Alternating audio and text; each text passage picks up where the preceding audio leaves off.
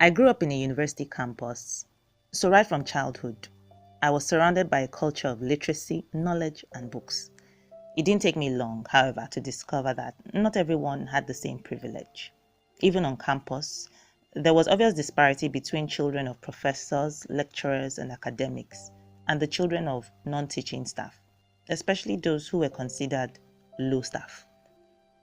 These low staff typically lived in boys' quarters or clusters of tiny one-room apartments and self-contained flats arranged in rows. I learned early that knowledge separates men and determines successful outcomes. The beginning of knowledge, usually, is literacy, and a good education with access to information and books sets a child on the path of personal success, as well as gives them the chance to make a useful contribution in the society. I often ask myself, what sin does a child commit that he or she should be denied this simple opportunity? I have never been able to answer it. So 7 years ago, I quit my job as a young lawyer in a thriving commercial law firm in Lagos and relocated to Ibadan city, where I grew up. I had, at the time, just read a report published by UNICEF stating that Oyo State had the highest number of out-of-school children in the southwest region of the country. Also by that time, it had become wide knowledge the kind of woeful performance that students in Oyo State were recording in WAEC and other national exams. Every time I visited my mother in her home in Ibadan, I was surrounded with images of decaying schools, children hawking, children roaming, loitering, essentially children whose futures were being betrayed, whose potential was so dismally neglected. I decided that, although the problem was huge, I could begin with my community. And so I started my mobile library. I began with my personal car and with a collection of books that I acquired by visiting publishing firms and bookshops and pleading with, the owners to give us the books that they were unable to sell or distribute. I went to neighborhood association meetings and requested, that landlords give me a location where I could set up my library.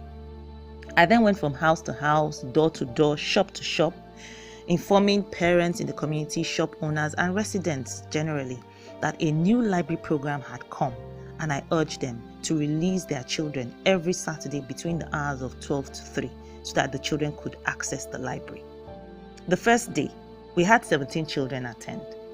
Today, we have an average of 60 to 70 children who come regularly to use the library on Saturdays. Some trek from the community, some come from a far distance. Others take Okada and Keke Napep just to use the library program. My library is a unique one. It doesn't just offer books or a chance to read or borrow books to children. We offer access to basic computer education and training. We teach the children how to use the computer so that they can pass JAM, which is a computer-based test. And more importantly, so that they have this required skill for the 21st century. We bring guests and mentors who talk to them about their life's experiences, their life's journeys, and basically inspire the children.